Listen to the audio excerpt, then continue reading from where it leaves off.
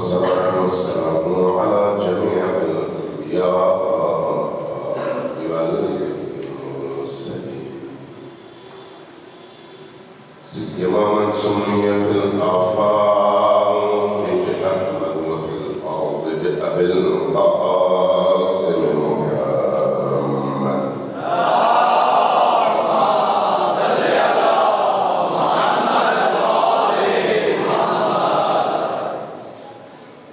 والصلاة والسلام على أولادنا الطيبين الطاهرين المعصومين الميامين، واللعنة الدائمة على أعدائهم أجمعين من يوم عداوتهم إلى قيام يوم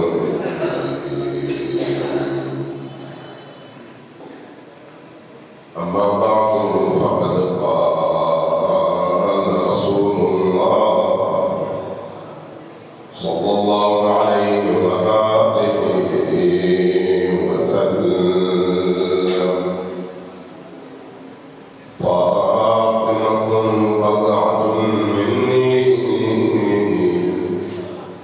فمن أحبها أحبني ومن أبغضها ومن أبغضني أبغض الله. سبحان الله.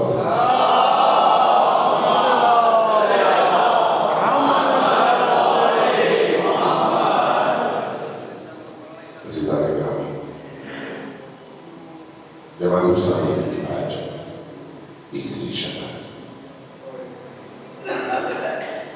یقین جانیں کہ یہ ایام اور یہ راتیں اگر ہماری آنکھوں کے سامنے سے پردے ہو جائیں، اگر ہمیں حقائق عالم کا ادراک ہونے لگے،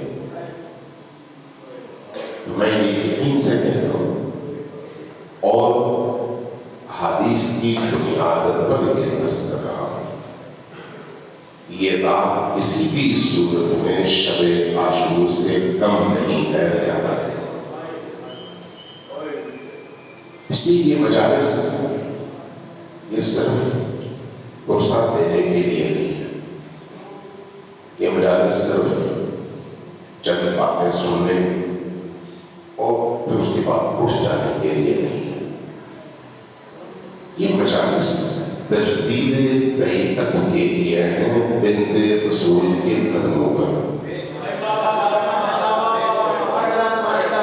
اپنے ایمان کی تجدید کے لیے ہیں کہ اے بنت رسول، ہم آپ سے عشق اور محبت رکھتے ہیں، اور جب تک ہماری رگوں میں خون ہے ہم آپ کے قدموں پر اپنا سر جمائے رکھیں گے. یہ تجدید بیعت کا موقع ہے اور اعلان کا موقع ہے کہ انی سلم لمن سالمکم وحرب لمن عارضکم. ہم ہر اس شخص کے ساتھ ہیں جو آپ کے ساتھ کھڑا ہوا، اور ہر اس شخص کے مقابلے میں ہیں جو آپ کے مقابلے میں کھڑا ہوا. ہماری دوستی اس کے ساتھ ہے جس کے دل میں آپ کا پاکیزہ عشق ہے، اور ہماری تمام نفرتوں کا محور و مرکز وہ ہے جس نے آپ سے دوری اختیار کی اور آپ سے دشمنی بندی. یہ راتیں، یہ ایام صرف جمع ہو کر چند باتیں سن کر اٹھ جانے کے ایام نہیں ہیں، بلکہ اپنی روح کو تازگی بخشنے کے ایام، اپنی روحوں کو حیات بخشنے کے ایام، اپنی روحوں کو روح فاطمہ سے جوڑنے کے ایام، اپنی آنکھوں کو اس ہستی کی یاد میں اشک آلود کر کے اپنے دلوں کو روشنی اور نورانی عطا کرنے کے ایام اور راتیں. اسی لیے یاد رکھیں کہ ان ایام میں جس طرح سے محرم میں آپ باقاعدہ احترام کرتے ہیں، محرم میں پتہ چلتا ہے کہ آپ کے گھر محرم کے غم کو محسوس کیا جا رہا ہے، باقی سال کے ایام میں وہ کیفیت نہیں ہوتی۔ تو اس لیے یہ جو ایام ہے، ایام فاطمیہ، اور خصوصی طور پر یہ رات جس کو ہم 3 جمادی الثانی کی شب اور رات کہتے ہیں، اور اسی طرح سے 3 جمادی الثانی کا دن، چونکہ جو ہمارے پاس 2 طرح کی روایات ہیں، ان 2 طرح کی روایات میں زیادہ قریب قیاس اور زیادہ معتبر یا زیادہ جس کو اہمیت دی گئی وہ آج کی یہ تاریخ ہے کہ اس دن میں اور اس رات میں فاطمہ الزہرا سلام اللہ علیہا رسول پاک کی بارگاہ میں تشریف لے آئیں۔ اس کے لیے اہتمام بھی اسی طرح سے کرنا ضروری ہے۔ یہ بھی یاد رکھیے کہ رسول اللہ کی یہ صاحبزادی کوئی معمولی ہستی نہیں ہے، روٹین میں رسول کی بیٹی نہیں ہے، بلکہ اپنے مقام، اپنے مرتبے، اپنی حیثیت، اپنی اہمیت اور قدر و قیمت اور اس عالم امکان میں اپنے تصرف کے حوالے سے وہی حکم جو نبی کا ہے، نبی کی بیٹی کا بھی ہے، وہی حکم جو علی مرتضیٰ کا ہے، وہی حکم فاطمہ الزہرا سلام اللہ علیہا کا بھی ہے۔ یعنی جس طرح سے خود نبی پاک سے تخلیق آدم ہے، اسی طرح سے فاطمہ الزہرا سلام اللہ علیہا روایات اور احادیث کے مطابق پاک سے تخلیق آدم ہے۔ جس طرح سے نبی کریم ولی اللہ کامل ہے اور ولایت کا سرچشمہ ہے، اسی طرح سے اللہ کی عظیم ترین ولیہ اور ولایت کبریٰ کے منصب پر فائز ہستی کا نام فاطمہ الزہرا ہے۔ اس لیے کوئی ایسی بات نہیں ہے کہ ہم خاموشی سے سنیں اور گزر جائیں۔ قرآن میں جہاں جہاں نبی کریم کی قدر و قیمت بیان ہوئی ہے، نبی کریم کی عصمت بیان ہوئی ہے، نبی کریم کی پاکیزگی بیان ہوئی ہے، نبی کریم کو اللہ تبارک و تعالیٰ نے حجت کے طور پر پیش کیا ہے، وہاں آپ جب غور کرتے ہیں تو جہاں نبی نظر آتے ہیں وہیں فاطمہ بھی نظر آتی ہے، جہاں نبی نظر آتے ہیں وہیں پر فاطمہ کے شوہر علی مرتضیٰ بھی نظر آتے ہیں۔ لہذا جو مقام، جو مرتبہ نبی کی عصمت کے حوالے سے ہے اور باعث تخلیق ہونے کے حوالے سے ہے، آپ کو اس عظیم ترین ہستی میں بھی وہی مقام جلوہ کر نظر آتا ہے۔ اب آپ نبی کریم کی اس بیٹی اور اس صاحبزادی کی اہمیت اور قدر و قیمت کو روایات اور احادیث میں دیکھیں۔ یہ جو اہل سنت کے یہاں روایات ہیں، تشیعیوں کے یہاں روایات ہیں، یہ دونوں روایات ایک دوسرے کی تقویت کرتی ہے، ایک دوسرے کی تائید کرتی ہے، ایک دوسرے کی تصدیق کرتی ہے، اور اس حوالے سے عالم اسلام متفق ہے کہ نبی کے بعد جو فاطمہ الزہرا سلام اللہ علیہا کا مقام ہے، اس مقام پر کوئی فرد بشر اس عالم امکان میں پہنچنے کی قابلیت نہیں رکھتا۔ کوئی فرد بشر، چاہے وہ نبی ہو، چاہے وہ نبی کا جانشین ہو، چاہے وہ نبی کی والدہ ہو، چاہے وہ نبی کی بیٹی ہو، ہمارے نبی خاتم الانبیاء محمد الرسول اللہ صلی اللہ علیہ وآلہ وسلم کے علاوہ کل کائنات میں جتنی بھی خواتین آئیں، جتنے بھی مرد آئے، مقام، مرتبے اور درجے کے اعتبار سے علی اور فاطمہ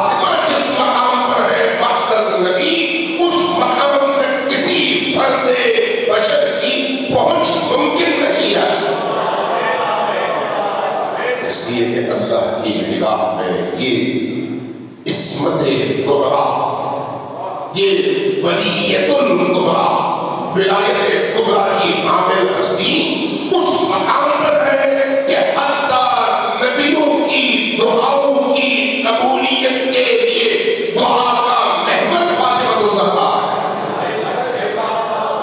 امام سیوطی نے یہ بات لکھی ہے، کئی اور بزرگان حدیث اور محدثین نے یہ بات لکھی ہے اور روایات نقل کی ہے، اور سب کے سب اہل سنت ہیں، شیعہ نہیں ہے، شیعہ کی بات نہیں کر رہا ہے، شیعوں کا عقیدہ بنیادی طور پر یہی عصمت کبریٰ فاطمہ الزہرا کا، تشیع اس سے اپنے آپ کو جدا کرے تو تشیع نہ ہے۔ میں بات کر رہا ہوں ان کی جو شیعہ مرتبے فکر سے تعلق نہیں رکھتے لیکن نبی سے محبت رکھتے ہیں، ان علماء نے، ان محدثین نے بھی وہ روایات نقل کی ہے جو روایات بتاتی ہے کہ حضرت آدم سے لے کر حضرت ابراہیم تک کئی انبیاء جب مشکل میں گرفتار ہوئے، جب کسی ایسے امتحان کا انہیں سامنا کرنا پڑا جس سے نکلنا ضروری تھا، تو انہوں نے جب دعا مانگی تو جن ہستیوں کے توسط سے دعا مانگی، جن ہستیوں کو اپنے اور رب کے درمیان شفیع بنا کر دعا مانگی، جن ہستیوں کے واسطے سے دعا مانگی، اس سے جہاں محمد الرسول اللہ کا نام ہے وہیں پر فاطمہ الزہرا کا بھی نام ہے۔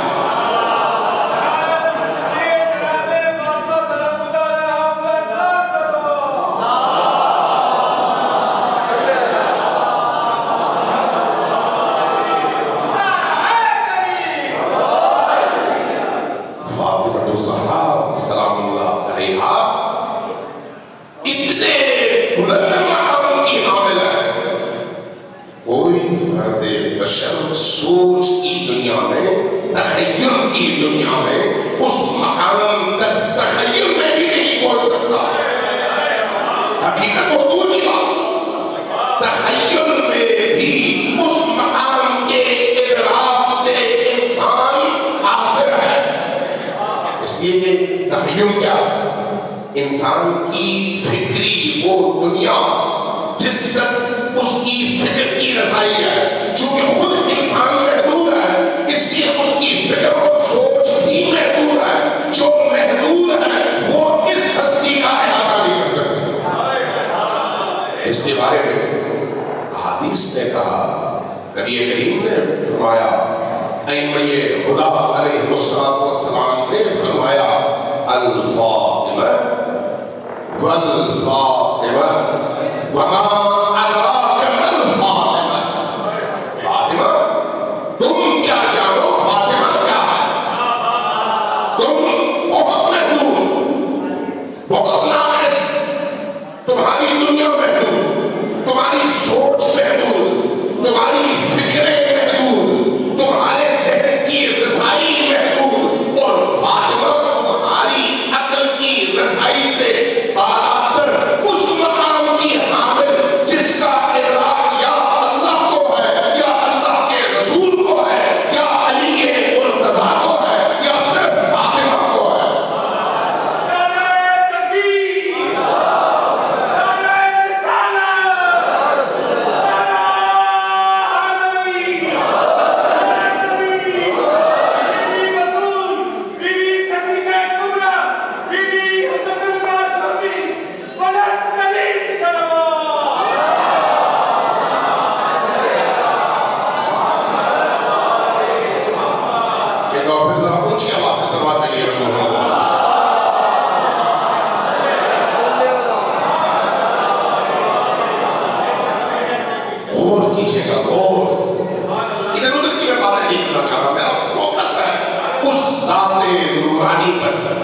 میری زبان ناقص ہے، میری سوچ ناقص ہے، لیکن اسی ناقص زبان اور ناقص سوچ کے ذریعے سے بھی میں اتنا تو کر سکتا ہوں کہ جو کچھ قرآن نے کہا اور جو کچھ نبی کریم نے فرمایا وہ آپ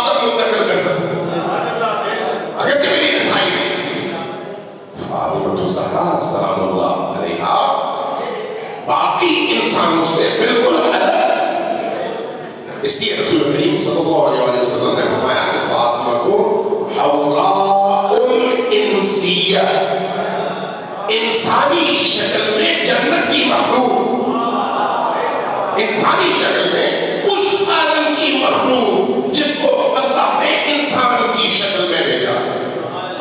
اس لیے فاطمہ سلام اللہ علیہا کی ولادت کے حوالے سے جو روایات ہمارے ہاں موجود ہیں وہ روایات خود نبی کریم کے حوالے سے نہیں ہے، اور طرف بات ہے خود امیر المؤمنین کے حوالے سے وہ روایات نہیں ہے، اور طرف بات ہے خود امام حسن اور امام حسین کے حوالے سے آپ کی ولادت کے حوالے سے وہ روایات موجود نہیں ہیں، لیکن فاطمہ الزہرا سلام اللہ علیہا کی ولادت کے حوالے سے جو روایات نبی کریم سے منتقل ہوئی ہے اور ہم تک پہنچی ہے وہ علی و علی ہے، اور یہی روایات بتاتی ہے کہ مقام فاطمہ کیا ہے اور ہم کتنے نیچے ہیں اور ہماری سوچ اور ہمارا ادراک کتنا کم ہے۔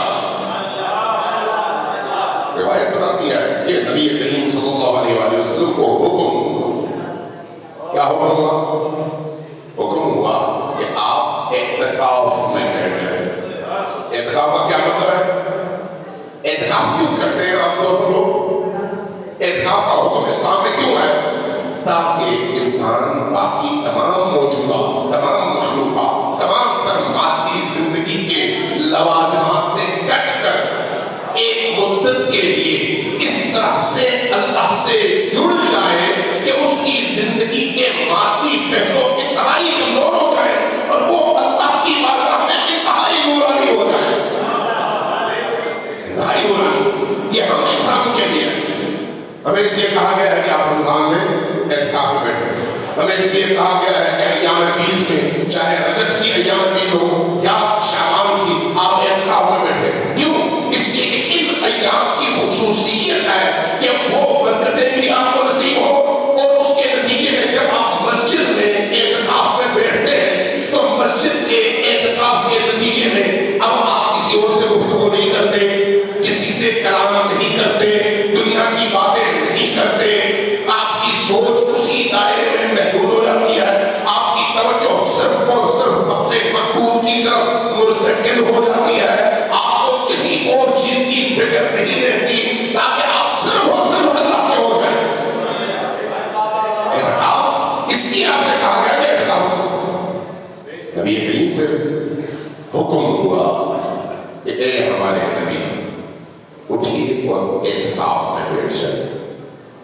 آپ اعتکاف میں بیٹھے، روایت کہتی ہے کہ 40 روز تک 40 روز تک اعتکاف میں بیٹھے۔ میں مختصر کروں چونکہ باتیں بڑی ہیں جو آپ سے کرنی ہیں۔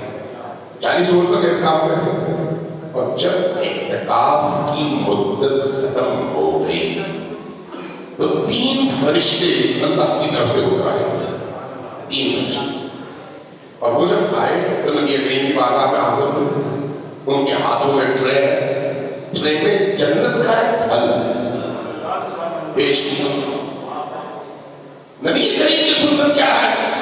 کبھی بھی اکیلے کھانا نہیں کھاتے، ہمیشہ دوسروں کو شریک کرتے ہیں۔ تمام انبیاء کی یہ خصوصیت رہی ہے کہ اکیلے کھانا نہیں ہے، دوسروں کو شریک کرنا۔ اس لیے نبی صلی اللہ علیہ وآلہ وسلم کھانے کے موقع پر دروازہ کھلا چھوڑتے، انتظار کرتے کوئی آئے کھانے میں شریک ہو۔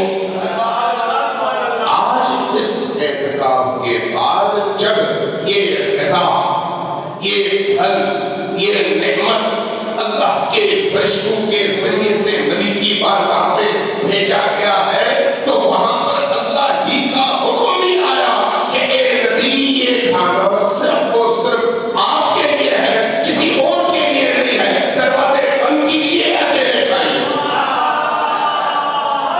آپ نے غذا تناول اور اس کے بعد جو باقی بچا فرشتے لے کر چلے گئے۔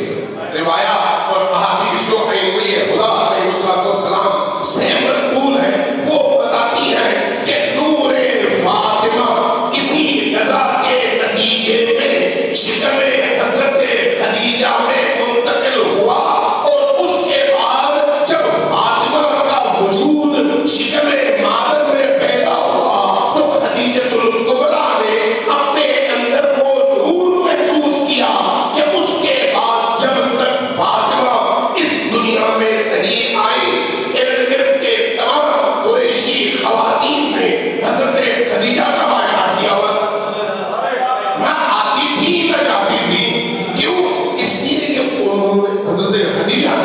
ایک یتیم شخص سے کیوں شادی کی ہے؟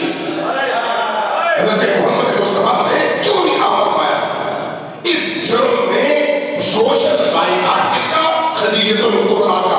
یہ یاد رکھیے جو بھی فرد یا گروہ یا جماعت جب کبھی اجتماع کے خلاف اللہ کے دین کے عین مطابق معاشرے کے اندر سر اٹھا کر اللہ کی اتباع میں جینا چاہے تو پھر بائیکاٹ بھی ہوگا، مدعون بھی کیا جائے گا، گالیاں بھی دی جائیں گی، لیکن کامیاب وہی ہے جو ان تمام پریشرز کے مقابلے میں سربلندی کے ساتھ ہمیشہ کھڑا نظر آئے۔ حضرت خدیجہ سلام اللہ علیہا خود فرماتی ہے کہ جب سے فاطمہ میرے وجود میں منتقل ہو گئی، کبھی مجھے دوسروں کی کوئی پریشانی نہیں رہی کہ کوئی آئے یا جائے، اس لیے کہ جب کبھی میرے اندر کوئی غم کی کیفیت پیدا ہوتی تو میری یہ بیٹی فاطمہ میرے پیٹ کے اندر سے، شکم کے اندر سے مجھ سے مخاطب ہوتی اور مجھے نراسے دیتی، مجھ سے بن کرام ہوتی۔ اس لیے نبی کریم کی روایات ہے کہ بعض دفعہ نبی کریم جب داخل ہوتے دیکھتے حضرت خدیجہ گفتگو میں مصروف ہے، اندر جاتے دیکھتے کوئی نہیں ہے، پوچھتے خدیجہ گفتگو کس سے ہو رہی تھی؟ جواب میں فرماتی یا رسول اللہ میرے اندر جو بچی ہے پل رہی ہے میں اس سے گفتگو کر رہی ہوں اور وہ مجھ سے کرام۔ عزیزہ کرام آپ دیکھیے ولادت فاطمہ کے حوالے سے سلام اللہ علیہا اللہ نے کیسا اہتمام کیا، یہ خاص اہتمام ہے اس ہستی کے حوالے سے۔ اسی لیے جب یہ ہستی اس دنیا میں تشریف لاتی ہے تو اس بچپنے سے لے کر 18 سال کی عمر تک زندگی کا ہر پل ایسا ہوتا ہے جس میں وہ ہمیشہ نبی کے ساتھ ہوتی ہے، نبی کے کندھے سے کندھا ملا کر کھڑی ہوتی ہے، اور ہر اس کام میں جو دین کی ترویج کے لیے نبی انجام دے رہے ہیں فاطمہ بھی ساتھ میں شریک نظر آتی ہے۔ کوئی فرد ایسا نہیں ہے دنیا میں جس کو یہ کمال اور یہ مقام حاصل ہوا۔ اس لیے یہ دیکھتے ہیں کہ یہ جو ہستی ہے جن کو ہم فاطمہ الزہرا سلام اللہ علیہا کہتے ہیں، اللہ تبارک و تعالیٰ اس لیے جب اس ہستی کی ولادت ہوئی تو ہمیں نبی کریم اور ان کی آل کی احادیث یہ بتاتی ہے کہ اللہ نے اس بچی کا نام فاطمہ رکھا اللہ نے نام کیا رکھا؟ فاطمہ۔ اور یہ روایت متقی ہندی نے کنز العمال میں بھی نقل کیا، خود وہ بہت بڑے محدث ہیں اور 20 جلدوں میں کنز العمال احادیث کی کتاب ہے، آج معاشرے میں اہل سنت کے بہت بڑے محدث ہیں۔ کیا فرماتے ہیں کہ رسول کریم نے یہ فرمایا کہ اللہ تبارک و تعالیٰ نے میری اس بیٹی کا نام فاطمہ اس لیے رکھا کہ اللہ نے گارنٹی دی ہے، توجہ چاہیے آپ کی، گارنٹی دی ہے کہ جو فاطمہ سے محبت کرے گا اور جو فاطمہ کی اولاد سے محبت کرے گا اور جو فاطمہ کے محبوں سے محبت کرے گا اس پر میں جنت کی آگ حرام کر دوں گا۔ اس لیے یہ جو فاطمہ الزہرا سلام اللہ علیہا کا نام پڑ گیا، اس نام کا مطلب کیا ہے؟ یہ وہ ہستی ہے جو اپنی اولاد اور اپنے محبوں کو آتش جہنم سے روکنے کا باعث ہے۔ گویا یہ رکاوٹ ہے جہنم کی آگ اور ان افراد کے درمیان۔ وہ ہستی ہے، وہ ہستی، اس لیے اللہ تبارک و تعالیٰ نے اس ہستی کو شریک کار رسالت قرار دیا۔ وہ کیسے؟ رسول نہیں ہے، نبی نہیں ہے، نبی کی بیٹی ہے، لیکن وہ جو کار رسالت ہے، رسالت کا ابلاغ ہے، رسالت کے اس ابلاغ میں ذرا غور کیجیے گا کہ جب اللہ تبارک و تعالیٰ نے نبی کریم صلی صلی اللہ علیہ وآلہ وسلم کو بنی نوع آدم کے لیے اسوہ قرار دیا. لقد کان لکم فی رسول اللہ اسوۃ حسنۃ. تمہارے لیے نبی کی ذات میں مکمل اسوہ اور مکمل نمونہ موجود ہے. یہ فرمایا اور کیا ہے قرآن کریم میں کیا کہا؟ قرآن کریم نے یہ کہا کہ خود رسول تمہارے لیے مکمل نمونہ. رسول نے کیا فرمایا؟ رسول نے فرمایا فاطمہ بضعۃ منی. فاطمہ میرے وجود کا حصہ ہے. یہ جو وجود کا حصہ ہے اس حصے کے حوالے سے ذرا غور کیجیے گا. بنی نوع آدم انسانوں میں آدھی سے زیادہ آبادی خواتین کی ہے. آدھی سے زیادہ آبادی خواتین کی ہے. ایک باپ کی حیثیت سے، ایک بھائی کی حیثیت سے، ایک بیٹے کی حیثیت سے، ایک شوہر کی حیثیت سے نبی کریم سب کے لیے اسوہ ہے، سب کے لیے نمونہ ہے. لیکن نبی بیٹی بن کر نہیں دکھا سکتے، نبی ماں بن کر نہیں دکھا سکتے، نبی بیوی بن کر نہیں دکھا سکتے، نبی بہن بن کر نہیں دکھا سکتے. اب اگر وہ کامل نمونہ بنے تو پھر کوئی ایسی ہستی چاہیے جو ان پہلوؤں سے انسانی آبادی کے باقی نصف کے لیے اسی طرح سے قابل عمل اور واجب اتباع نمونہ بنے جس طرح خود نبی نمونہ ہے. اس لیے کہ نبی معصوم ہے.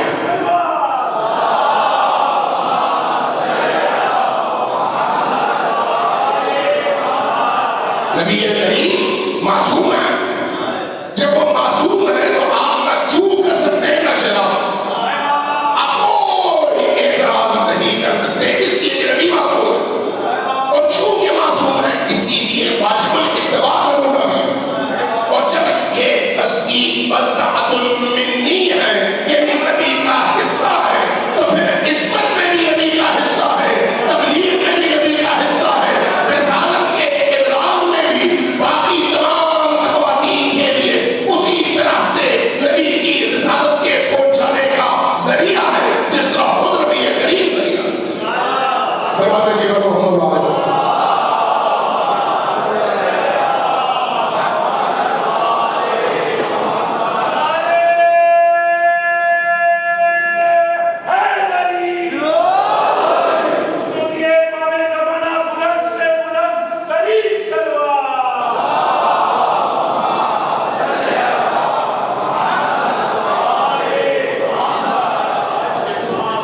اسی لیے عزیزان کرام اس ہستی کی زندگی کے حوالے سے جتنا آپ سوچیں گے آپ کا ذہن کھلتا چلا جائے.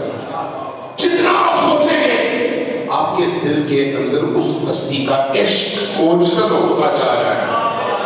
جتنا آپ سوچیں گے اس ہستی کی نورانیت آپ کے پورے وجود کو نورانی کرتی چلی جائے. اس لیے وہ نور ہے، وہ نور سراپا نور. اور ان کا ذکر بھی نور ہے، ان کی یاد بھی نور ہے، ان کی محبت بھی نور ہے. جب آپ ان کا ذکر کریں گے تو آپ کی زبانیں بھی نورانی ہو جائیں گی. جب آپ ان کی محبت کو اپنے دل میں جگہ دیں گے تو آپ کا دل بھی نورانی ہو جائے گا. جب آپ ذہن کو اس ہستی پر مرکوز رکھیں گے تو آپ کی سوچیں بھی نورانی ہو جائیں گی. آپ اپنے گھر میں اس ہستی کا ذکر کریں گے تو آپ کا گھر بھی نورانی ہو جائے گا. آپ اپنی مسجد کی امام بارگاہ میں اس ہستی کا تذکرہ کریں گے تو آپ کی امام بارگاہ کی فضا، مسجد کی فضا بھی نورانی ہو جائے گی. اس لیے کہ وہ سراپا نور ہے، سراپا. اور وہ نور صرف نور واو رے نور نہیں ہے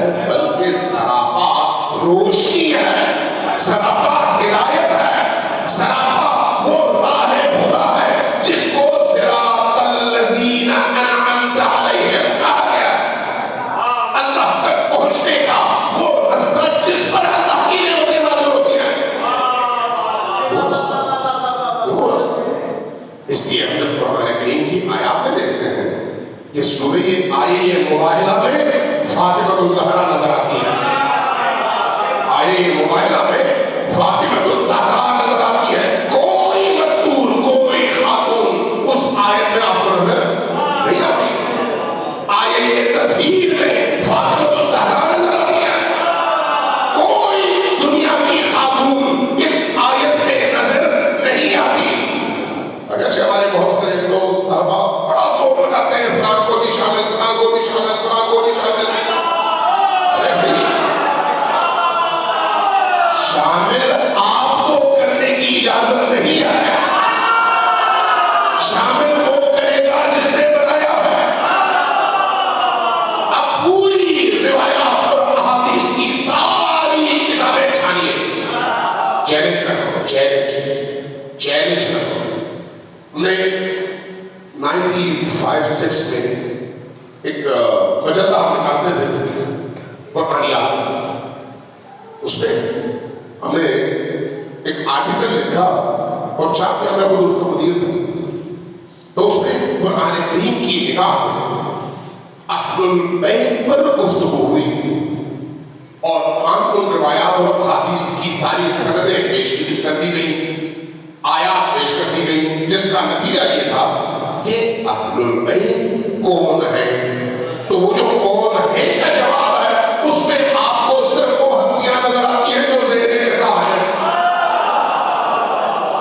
آرٹیکل چھپ گیا اور ہر جگہ رسالہ پہنچ گیا، بڑا معتبر اور علمی رسالہ تھا اور یونیورسٹیز میں بڑا اس کو اپریشیٹ کیا جاتا تھا۔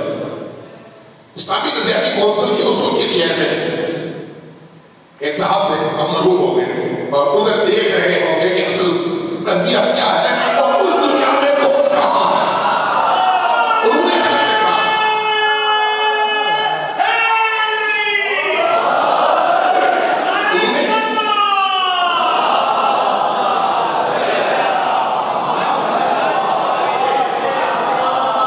انہوں نے جو خط لکھا اور خط میں لکھا باقی تمام تمہیدی گفتگو کے بعد لکھا کہ احادیث کا، ذرا غور کیجیے نا جملے پر، مجھے ایسے ہی یاد ہے جیسے آیتیں یاد ہوتی ہیں۔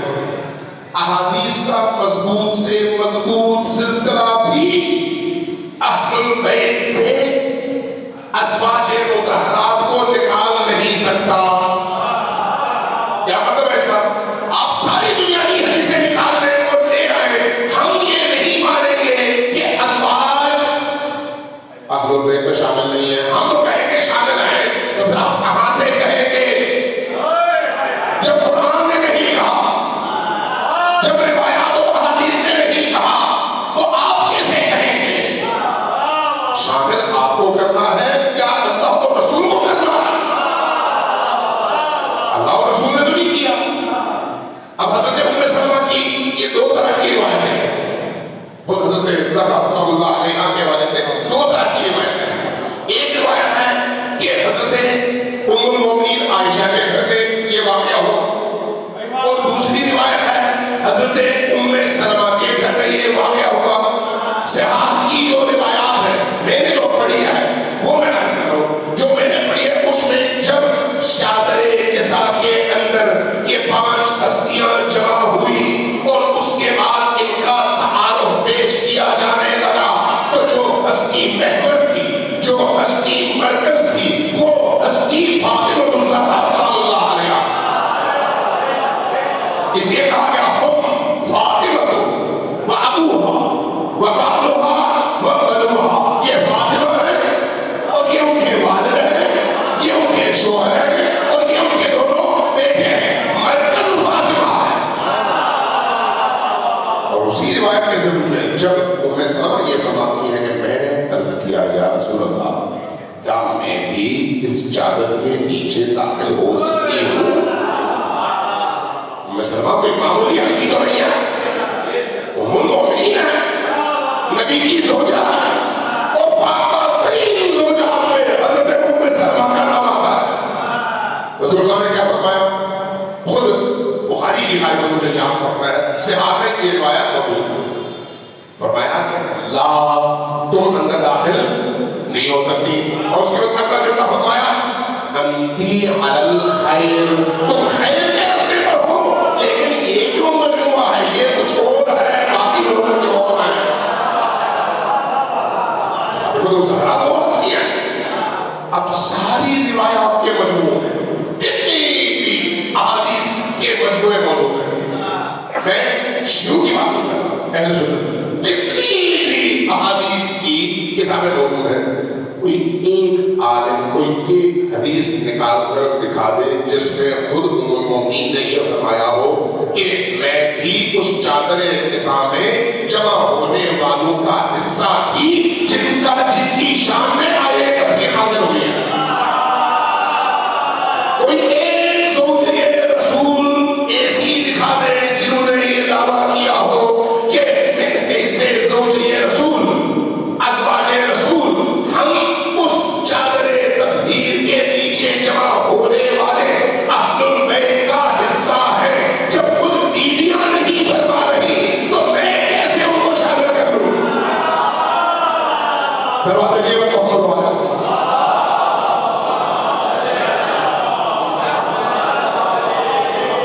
دوبارہ ذرا اونچی آواز سے سروات جیون محمد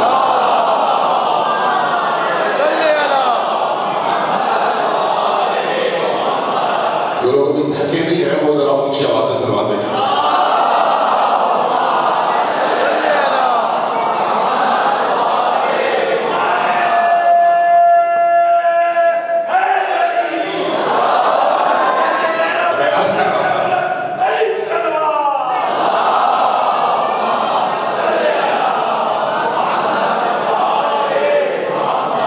میں عرض کر رہا تھا کہ جب آپ آیات قرآنی میں جہاں جہاں اہل البیت کے حوالے سے اللہ تبارک و تعالیٰ نے کوئی آیت نازل کی ہے تو وہاں دیکھیں گے فاطمہ سر فہرست نظر آتی ہے۔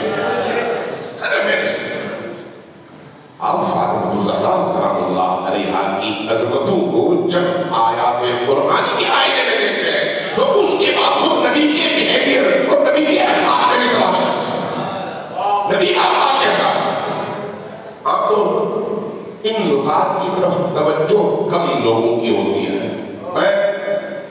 میرے عزیز نے یہاں پر تعارف کروایا خطیب اور وہاں میں خطیب نہیں، نہ مجھے خطابت آتی ہے، نہ میں مقرر ہوں، نہ مجھے تقریر آتی ہے۔ میں سیدھے سادے لفظوں میں آپ کو نبی کریم اور اہل البیت کا موقف بتایا کرتا ہوں۔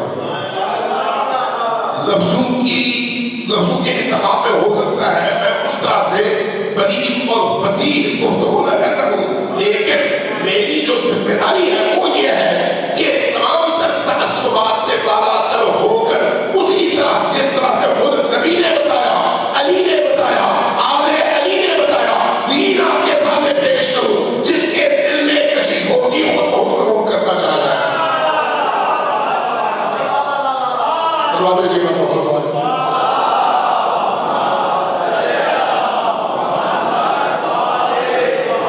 دوبارہ ذرا اونچی آواز سے سلوات بھیجیے گا۔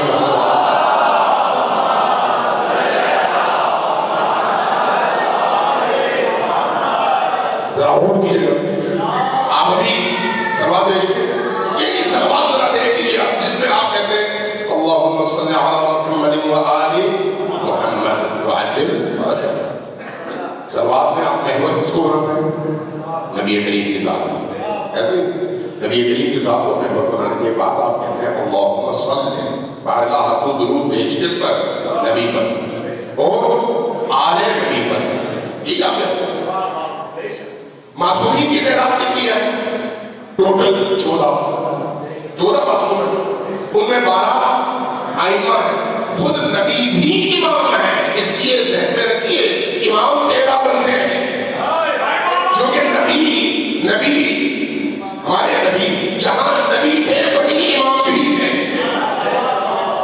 اب جو ہے آپ کی مکتب اہل البیت کی تعلیمات ہمیں سکھاتی ہے کہ نبوت کے منصب سے امامت کا منصب بالاتر ہے، اس لیے حضرت ابراہیم علیہ السلام کو نبوت کے بعد امامت کا منصب ملا ہے۔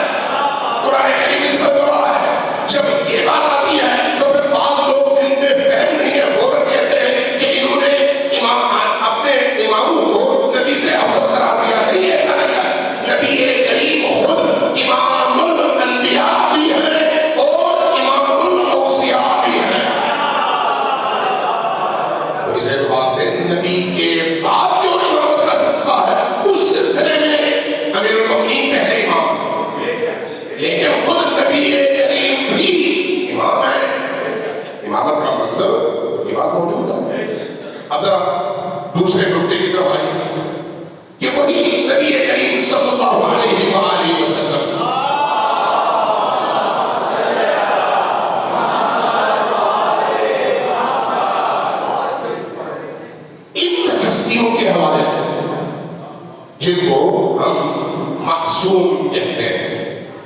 خصوصی طور پر فاطمہ الزہرا سلام اللہ علیہا کے حوالے سے نبی کریم کا جو بیہیویئر ہے وہ آپ کو کہیں اور نظر نہیں آتا، کہیں اور نظر نہیں آتا۔ امیر المؤمنین روح نبی ہے، جان نبی ہے، نفس نبی ہے، جو قرآن نے ان کو نفس نبی قرار دیا، انفسنا و انفسکم، قرآن نے نفس نبی قرار دیا۔ لیکن کیا نبی کریم کے بیہیویئر میں امیر المؤمنین کے حوالے سے یہ روش نظر آتی ہے؟ وہ کیا روش ہے؟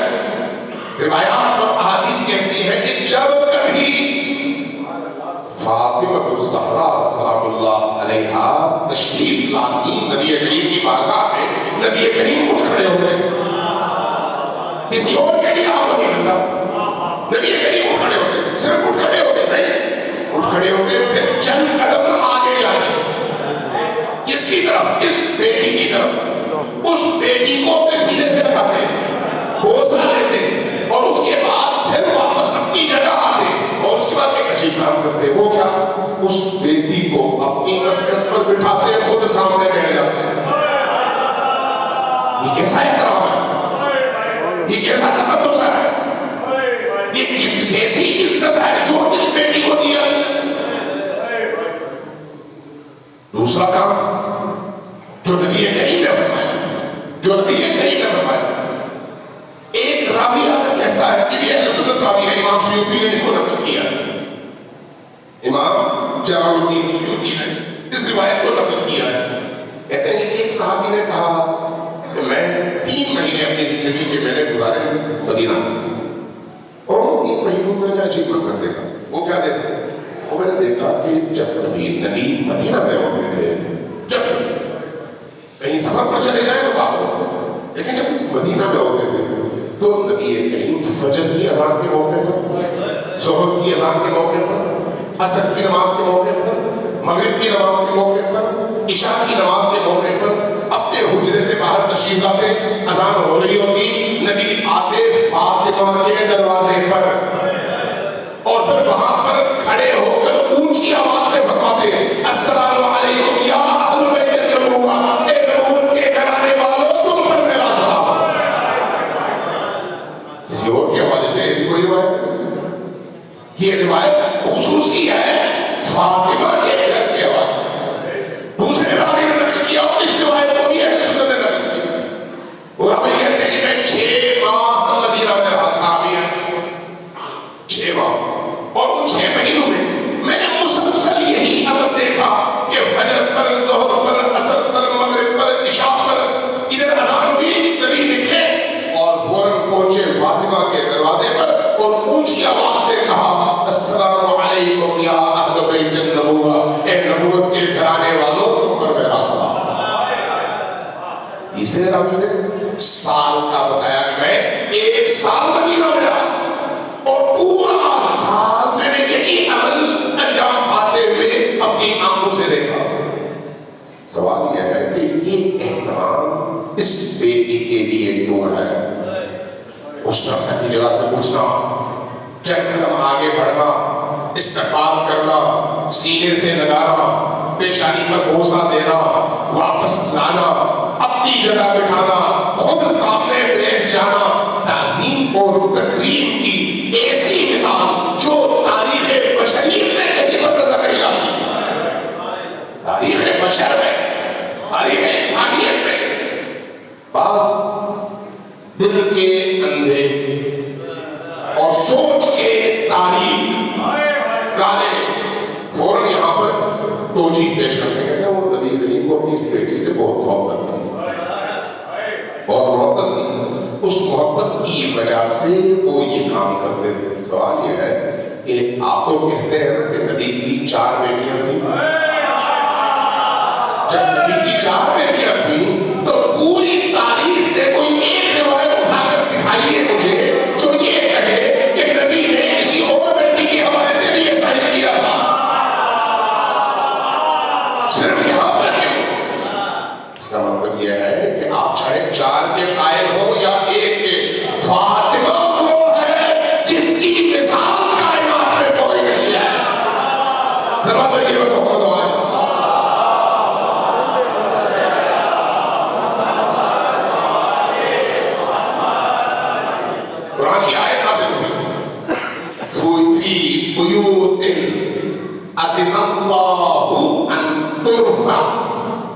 وَيُذْكَرَ اسْمُهُ، وہ گھر جس کے بارے میں اللہ نے اجازت دی ہے کہ اس کا نام ان گھروں میں بلند رکھا جائے، جس کا ذکر ان گھروں کی زینت بنے۔ آیت نازل ہوئی فی بیوت اذن اللہ، اللہ نے اجازت دیا۔ صحابہ کرام بیٹھے ہوئے تھے، اللہ کے رسول نے آیت پڑھ دی، سنا دی کہ یہ آیت ابھی نازل ہوئی ہے۔ ایک صحابی کھڑے ہوئے، پوچھا کہ یا رسول اللہ یہ گھر کون سے گھر ہے؟ یہ گھر کون سے گھر ہے؟ نبی کریم نے کیا فرمایا؟ وہ بیوت الانبیاء، یہ انبیاء کے گھر ہے، جہاں پر اللہ نے یہ اجازت دی ہے کہ وہاں پر اللہ کا ذکر ہو، اور اللہ کے ذکر کے نتیجے میں یہ گھر آسمانوں سے باتیں کرے، رفعت پائے، عظمت پائے، مقدس ہو۔ سیوطی نے یہ روایت نقل کی ہے، دوسروں نے یہ روایت نقل کی ہے، حمویدی نے یہ روایت نقل کی ہے، متعدد علماء نے، اہل سنت اور علماء حدیث نے یہ روایت نقل کی ہے، اور تشیع نے بھی نقل کی ہے۔ حتیٰ حضرت علامہ مجلسی نے بحار الانوار نے بھی یہ روایت نقل کی ہے، اور متن ایک ہی ہے۔ وہ کیا ہے؟ حضرت ابو بکر کھڑے ہوئے، کھڑے ہو کر پوچھا یا رسول اللہ، اور ہاتھ کا اشارہ کہ یہ جو گھر ہے کون سا گھر؟ علی اور فاطمہ کا گھر۔ پوچھ کون رہا ہے؟ حضرت ابو بکر۔ کیا پوچھ رہے ہیں؟ یا رسول اللہ کیا یہ گھر بھی ان میں شامل ہے؟ نبی کریم نے فرمایا ہاں، یہ گھر بھی ان گھروں میں شامل ہے، نہ صرف شامل ہے، ان سب گھروں سے افضل بھی ہے۔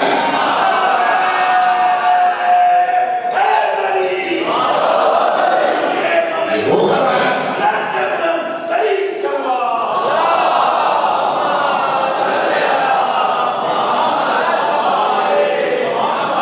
یہ وہ گھر ہے جس کی رفعتوں تک فرشتے بھی پہنچ نہیں سکتے۔ یہ وہ گھر ہے جہاں پر جبرائیل بھی اجازت لے کر داخل ہوتا ہے۔ یہ وہ گھر ہے جہاں پر جب ایک جملہ اس گھر میں گھستا ہے تو اللہ اس کے جواب میں آیت نازل کرتا ہے۔ سلام دیجیے رحمۃ اللہ۔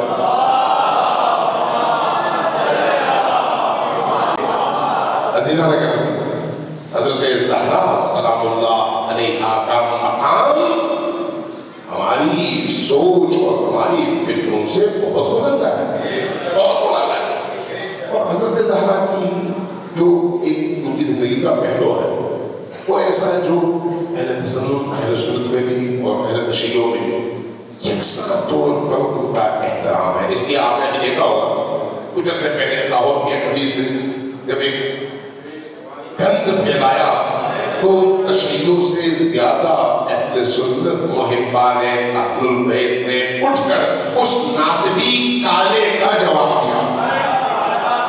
حضرت زہرا صلی اللہ علیہ کے وجود پر آپ کمپرومائز نہیں کر سکتے، کمپرومائز نہیں کر سکتے، لیکن یہ یاد رکھیے کہ کبھی بھی اس ذکر اور اس ہستی کو امت کے درمیان تفرقے کا ذریعہ نہ بنائے، بلکہ امت کو واپس لا کر اس ہستی سے جوڑنے کا ذریعہ بنائے، جوڑنے کا۔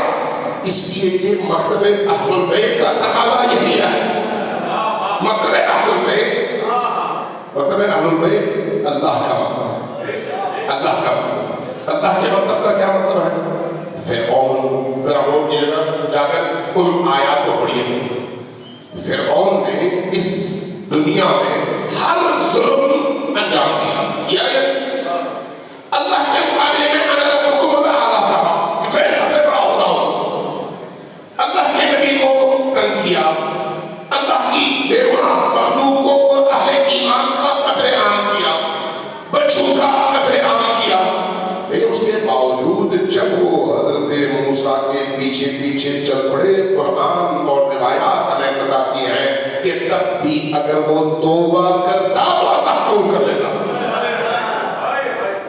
یہ جو مطلب ہے، یہ گناہ توبہ کرنے کی دعوت دیتا ہے، اس لیے توبے کا دروازہ کھلا رکھے، خصوصاً آج کے دور میں اگر کسی نے کوئی ایسا کام کیا ہے تو توبے کا دروازہ، یعنی دروازہ یہ رحمت، دروازہ یہ رحمت کا کیا مطلب ہے؟ یعنی دروازہ یہ فاطمہ، دروازہ یہ حسین، ان دروازوں کو کھلا رکھے۔ ہو سکتا ہے کوئی بھولا بھٹکا واپس آ جائے اور اس کی دنیا بھی بن جائے، آخرت بھی بن جائے۔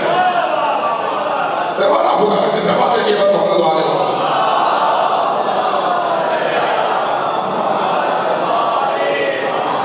ایک اور پھر سوال جیبت محمد والے۔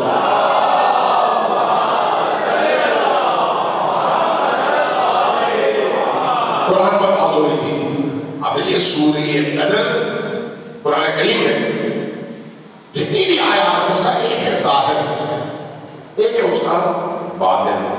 جو ظاہر ہے وہ آپ کو ترجمے میں نظر آتا ہے۔ ظاہر کیا ہے؟ اِنَّا أَنزَلْنَاهُ فِي لَيْلَةِ الْقَدْرِ، ہم نے نازل کیا قرآن کو لیلۃ القدر میں، یہ اس کا ظاہر ہے۔ لیکن جب خود نبی کریم اور ان کی آل سے آپ پوچھتے ہیں یا رسول اللہ اس آیت کا کوئی باطن بھی ہے، تو فرماتے ہیں ہاں باطن ہے۔ جب آپ پوچھتے ہیں وہ باطن کیا ہے، تو جواب آتا ہے اِنَّا أَنزَلْنَاهُ فِي لَيْلَةِ الْقَدْرِ سے مراد ذات فاطمہ ہے۔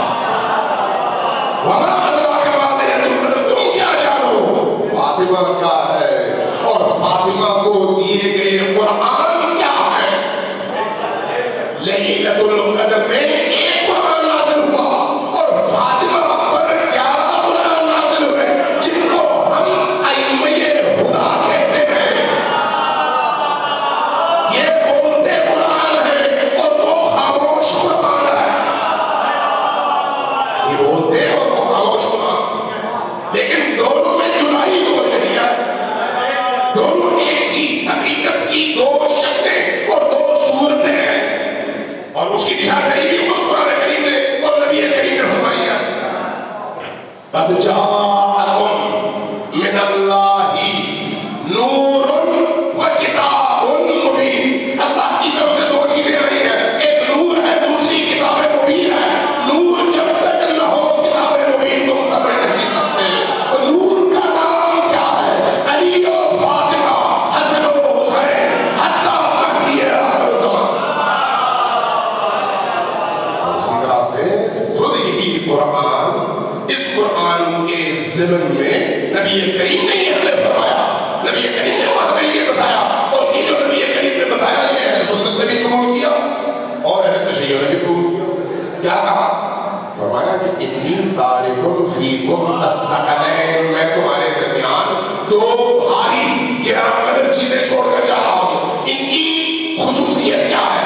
یہ ایک دوسرے کے ساتھ ہیں، ایک دوسرے سے جڑا نہیں ہے۔ ہو نہیں سکتا کوئی شخص کہتا ہے قرآن کو تو مانتا ہوں، اہل بیت کو نہیں مانتا۔ قرآن کو ماننے کا مطلب اہل بیت کو بھی ماننا ہے، اور اگر کوئی شخص کہے میں اہل بیت کو مانتا ہوں تو اس کا مطلب قرآن کو بھی ماننا ہے۔ ممکن نہیں ہے اہل بیت کو مانو قرآن کو ترک کر دو، یا قرآن کو مانو اہل بیت کو ترک کر دو۔ ماننے کا مطلب کیا ہے؟ ماننے کا مطلب کیا ہے؟ کیا ماننے کا مطلب یہ ہے کہ میں صبح سے شام تک قرآن کی تلاوت کروں؟ کیا ماننے کا مطلب یہ ہے کہ میں صبح سے شام تک یا محمد یا علی یا فاطمہ یا حسن یا حسین اور اسی طرح سے یا مہدی تک گردان کروں اور ورد کروں؟ نہیں، ماننے کا مطلب یہ ہے کہ قرآن کی ان 6,500 آیات میں مجھے جو کرنے کا حکم دیا گیا ہے وہ کروں، جس سے رکنے کا حکم دیا گیا ہے اس سے رکوں، اسی طرح جس طرح سے ان آیات کی تشریح میں مصادیق ان ہستیوں نے بتائی ہے، جہاں قرآن خاموش ہے وہاں پر وہ بولتی ہستیاں بتاتی ہیں کہ تم نے ایسے کرنا ہے، ویسے نہیں کرنا۔ ماننے کا مطلب یہ ہے، اس لیے ہو نہیں سکتا کہ آپ دین پر عمل کرنا چاہیں، قرآن کو تو پکڑے اہل بیت کو چھوڑ دیں، ممکن نہیں ہے۔ آپ اگر قرآن کو پکڑیں گے، قرآن سے تو آپ 2 رکعت نماز بھی نہیں پڑھ سکتے، قرآن سے تو آپ ایک حج نہیں کر سکتے، قرآن کے ذریعے سے تو آپ روزہ نہیں رکھ سکتے، 1000 ثواب پیدا ہوتے ہیں، قرآن کے ذریعے سے آپ زکات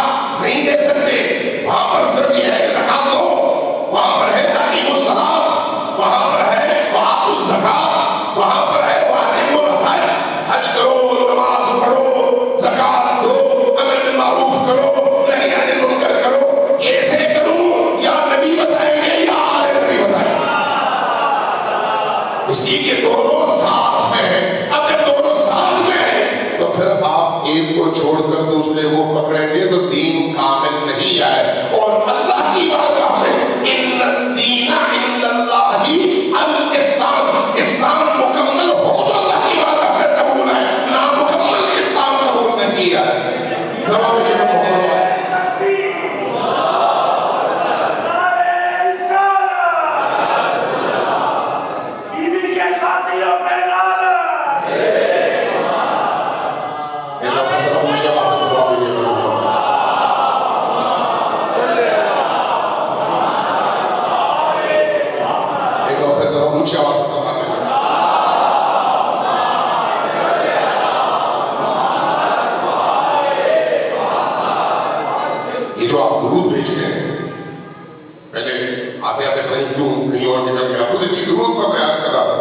جب آپ کہتے ہیں اللہم صلی علی محمد وآل محمد تو یہ نبی کریم کے ساتھ مخصوص ہے.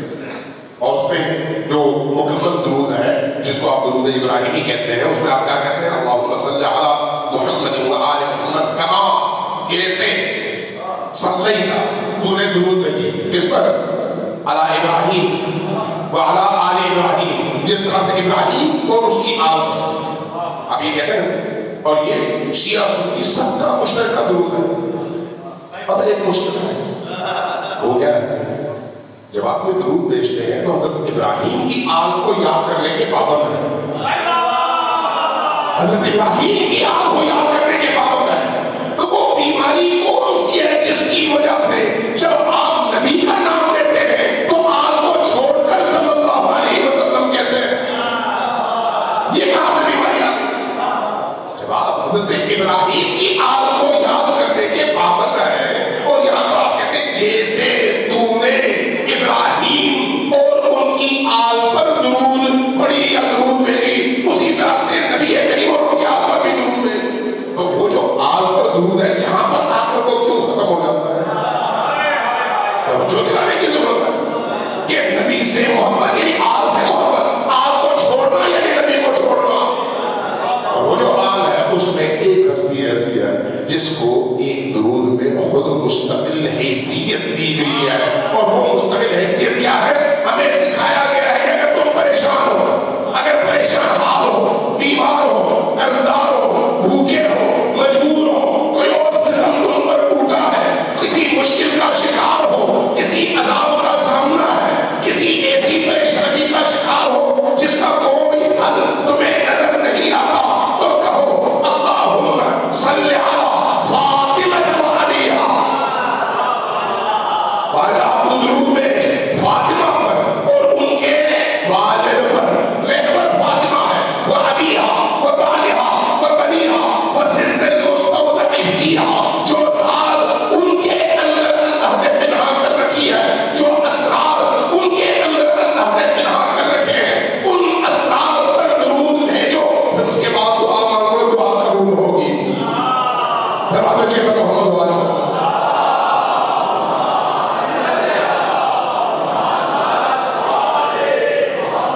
ایک اور پھر سلام دیجیے محمد والا.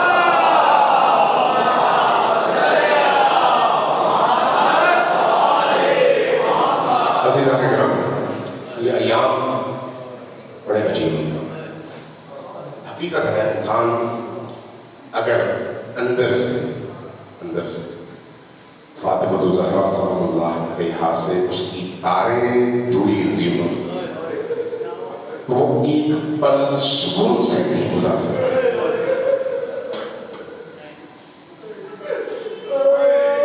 ایک پل سکون سے نہیں گزار سکتا. میں جب کبھی ان ایام میں یاد کرتا ہوں تو مجھے آئمہ کی مظلومیت یاد آتا ہے. میں ایک روایت پڑھتا ہوں جس میں نبی کریم صلی اللہ علیہ وسلم کے چھٹے بیٹے صادق آل محمد تشریف فرما ہے. ایک صحابی داخل ہوتا ہے، بس کرتا ہے یا رسول اللہ نے مجھے بیٹی دی ہے اور وہ مٹھائی لے کے آیا ہے، میٹھی چیز کوئی. امام فوراً مبارکباد دیتے ہیں، فرماتے ہیں تم نے بیٹی کا نام کیا رکھا؟ جواب دیتے ہیں کہ یا رسول اللہ میں نے اپنی بیٹی کا نام فاطمہ رکھا ہے۔ جیسے ہی سنتے ہیں فاطمہ، امام صادق اپنی جگہ سے کھڑے ہو جاتے ہیں، اور صرف کھڑے نہیں ہوتے، بولتے جاتے ہیں فاطمہ فاطمہ فاطمہ، اور جھکتے چلے جاتے ہیں، جھکتے چلے جاتے ہیں، جہاں تک پوری طرح سے خم ہو جاتے ہیں۔ اور اس کے بعد کہتے ہیں دیکھو جب تم نے اپنی بیٹی کا نام میری جدلی ماجدہ فاطمہ کے نام پر رکھا ہے تو پھر یاد رکھو اب زندگی میں کبھی اس بچی کو تکلیف نہ دینا،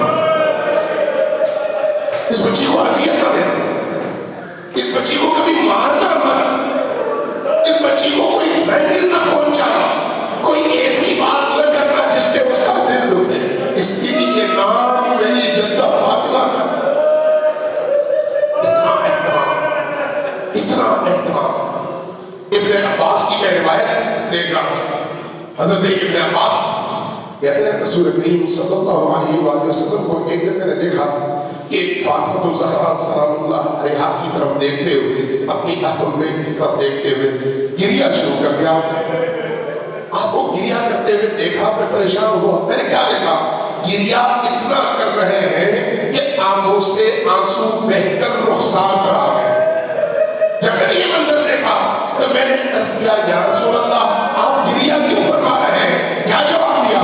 فرمایا کہ عباس کا تمہیں نہیں معلوم، میں تمہیں بتاتا ہوں، سنو، میں اپنی آل و اولاد اور اپنے بچوں کے حوالے سے گریہ کر رہا ہوں کہ جیسے ہی میری آنکھ بند ہوگی میرے بچوں پر کیا کیا ستم ڈھائے جائیں، کیا کیا ظلم کے پہاڑ ڈھائے جائیں، اور اس کے بعد پھر فرماتے ہیں تمہیں نہیں معلوم میری فاطمہ کے ساتھ کیا ہوگا، تمہیں نہیں معلوم میرے بھائی علی کے ساتھ کیا ہوگا، تمہیں نہیں معلوم میرے بچے حسن اور حسین کے ساتھ کیا ہوگا۔ ذرا غور کیجیے کیا تصور ہوگا جب اس طرح کی کیفیت سامنے آئے گی کہ نبی کریم خود یہ بول رہے ہوں گے اور گریہ فرما رہے ہوں۔ ہم کربلا کو بہت روتے ہیں، کربلا کو بہت روتے ہیں، لیکن کربلا اور مدینہ میں ایک فرق ہے، کربلا اور مدینہ میں ایک فرق ہے اور بڑا عجیب فرق ہے۔ وہ فرق کیا ہے؟ کربلا میں امام حسین علیہ السلام کھڑے تھے میدان میں، آخری وقت تک کھڑے ہیں اور آخری وقت تک خیمے میں محفوظ تھے۔ امام حسین علیہ السلام جب تک زندہ تھے خیمے کی طرف کوئی نہیں تھا۔ روایات کہتی ہے، تاریخ کہتی ہے جب امام حسین علیہ السلام کی زندگی کا سب سے سخت موقع آیا تو وہ کون سا موقع تھا؟ جب برچھی لگی سینے میں اور پیچھے سے نکلی، وہ وقت جب گلے میں تیر پیوست ہوا، حسین ابن علی میدان کربلا میں زمین پر تھے، اب ان میں ہلنے جلنے کی رغبت باقی نہیں رہی تھی، لیکن دشمن خوف زدہ، دشمن کے خوف کی وجہ حسین کی غیرت، حسین کی حمیت، اس لیے انہوں نے کیا کیا؟ اونچی آواز سے کہا کہ خیمے کی طرف جاؤ، پتہ چل جائے گا حسین زندہ ہے یا شہید ہو چکے۔ حسین کی غیرت گوارا نہیں کرتی کہ خیمے کی طرف دشمن بڑھے، ناموس کی طرف دشمن بڑھے، اس لیے جیسے یہ آواز اٹھی، تاریخ کہتی ہے کہ حسین ابن علی نے ایک آواز بلند کی، لیکن یہ آواز بڑی نحیف تھی، اس نحیف آواز میں کیا فرمایا؟ اے ابو سفیان کے ماننے والوں، یا شیعہ آل ابو سفیان، اے سفیان کے ماننے والوں، اگر تم میں غیرت، اگر تم میں اسلام نہیں ہے تو کم از کم حمیت اور غیرت کا مظاہرہ کرو، جب تک حسین موجود ہے تم خیموں کا رخ نہ کرنا۔ غیرت حسین، لیکن مدینہ میں عجیب منظر ہے، مدینہ میں عجیب منظر ہے، علی موجود ہے، فاطمہ کے گھر کا دروازہ ہے، حسن و حسین موجود ہے، ایک وقت ایسا آتا ہے کہ جب آپ کے شعلے اس دروازے کو اپنی لپیٹ میں لے لیتے ہیں اور پھر نبی کی بیٹی کی پکار بلند ہوتی ہے فضا میں، جس کی گواہی نبی نے دی تھی، نبی نے ابن عباس سے کیا فرمایا؟ وہ وقت کیسا ہوگا جب میری بیٹی مجھے پکار کر کہہ رہی ہوگی کہ بابا جان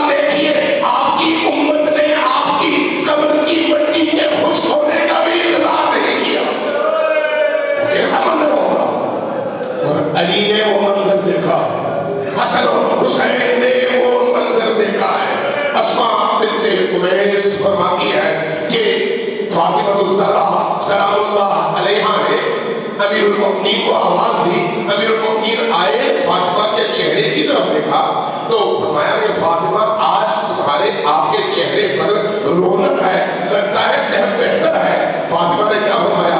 یا علی نہیں، ایسا نہیں ہے، آج میری زندگی کا آخری دن ہے۔ جیسے ہی کہا آخری دن ہے، امیر المؤمنین سر جھکا، امیر المؤمنین نے سر جھکا، جیسے ہی سر جھکا لیا فاطمہ نے کیا فرمایا؟ یا امیر المؤمنین آج میں رو رہی تھی اور میرے اس گریے کے دوران نیند آ گئی، رسول کریم کی بارگاہ میں نے شکایت کی کہ یا رسول اللہ دیکھیے میرے ساتھ کیا سلوک ہو رہا ہے۔